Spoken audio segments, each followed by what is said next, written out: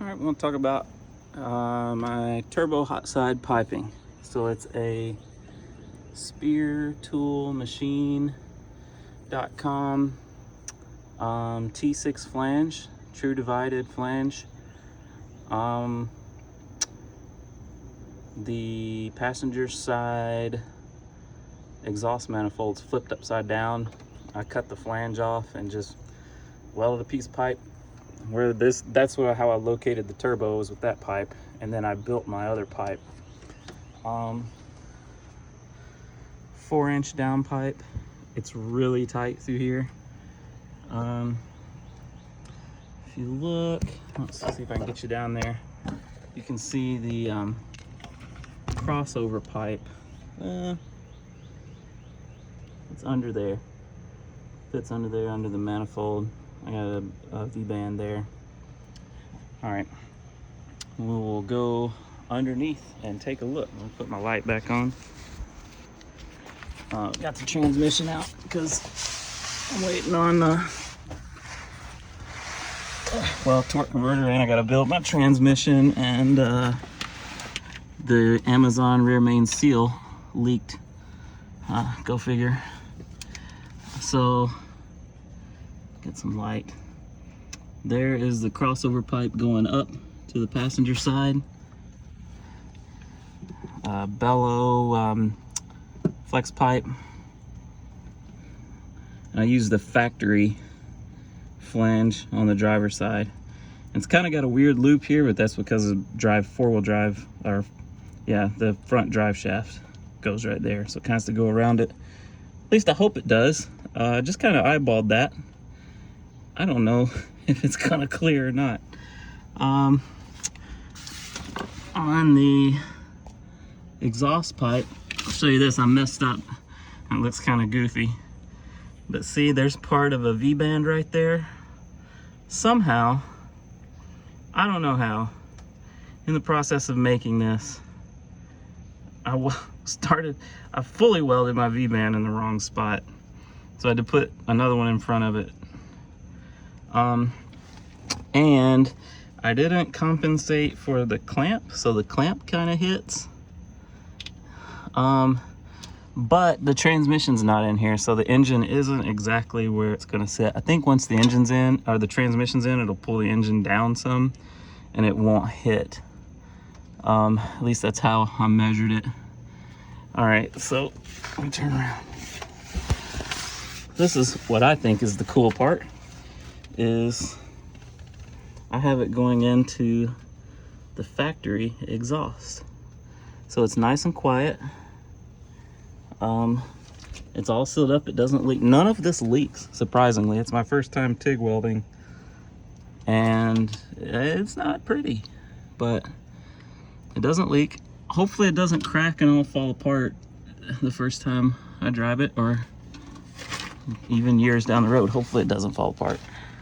At least there doesn't appear to be any leaks. I've only idled it in the driveway some, like maybe an hour or two worth of idling, trying to get the idle tune sorted out. Yeah, but that's how I did it. So you can fit, I think this is 2.5 or 2 1/4. I'd have to look that up. I think it's 2 1/4 pipe. But this is 4-inch. These pie cuts, so I bought some. You can see like that one in the middle is a little bit different shade. So I bought a pack of, they ended up being 30 degree or 15, I can't remember. They're 15 degree total pie cuts, and they're really expensive. There were 5 of them. I guess they were expensive. It was like 45 bucks for 5 of them. So 10 bucks a piece nearly.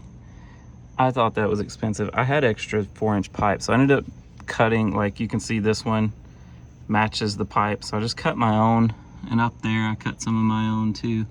I think, or those might have been the purchased ones, but there's more up there too, on up there. They're pretty easy to make. Again, I'm no fabricator. It's my first time doing anything like this, but you just cut 2 angles on a piece of pipe, and there's your pie cut. I'm sure there's a limit to what degree angle.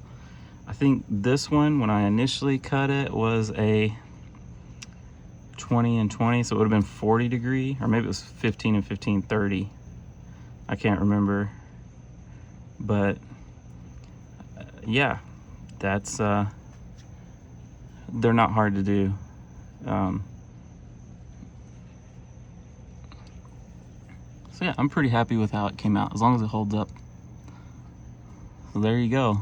You can do 2 1/4 pipe and 4-inch down pipe. I think if you were really crafty, you might even be able to get a 5-inch pipe down there, which would be super awesomer, because bigger pipe, but it would take a lot more pie cuts and more precision.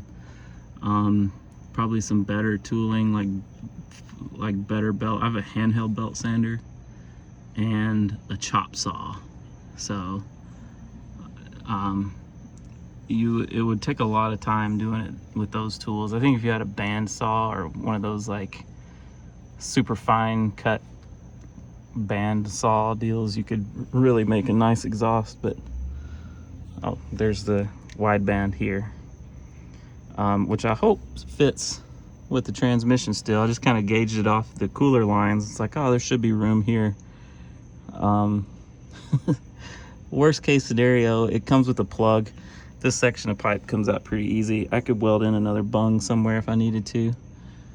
But I felt like that was a good spot, far enough away from the turbo where it won't get messed up, but still plenty of pipe after it, so it should get a nice, good reading. But that's it. There you go. There's an idea for someone else out there if you're struggling to figure out how you're going to do it like I was. I just kind of started doing it, and this is what I ended up with. So hopefully it's good and I don't ever decide to change it or want to change it. Hopefully it works great. We shall see. There you go.